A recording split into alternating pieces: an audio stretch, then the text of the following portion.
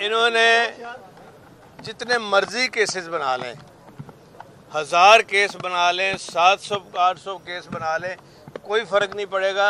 मेरा मैसेज है तमाम पीटीआई के वर्कर्स को कि आप खड़े हो जाएं इस जुल्म के ख़िलाफ़। ये जो बार बार लोगों के घरों के जाके तोड़ रहे हैं और जाके ख़वातीन के साथ ज़्यादती कर रहे हैं, हमने एक शीशा फैलाई हुई दीवार के तौर पर खड़ा होके और इनका सब का मुकाबला कर रहे हैं, क्योंकि हम हक सच की आवाज़ को बुलंद कर रहे हैं। अच्छा चौधरी साहब ये बता दें, चौधरी साहब ये बता दें कि चौधरी साहब ये बता दें कि ये जो आपके ऊपर मुकदमात है ये किसके कहने पर हो रहे हैं, ये तमाम कार्रवाई? और दूसरा, अगर आप असम्बली ना तोड़ते तो आज नौबत यहाँ तक ना आती। देखिए, जहाँ तक मुकदमात बनाने का पता है, आप ज़्यादा अच्छी तरह सारे जानते हैं कि कौन पीछे है। ये इनको बेचारों का ना पुलिस का कुछ लेना देना है। असल जो चीज़ें कर रहे हैं ना, ये मैं उनको आज ये पहली दफ़ा मैसेज दे रहा हूँ आपकी वसासत से।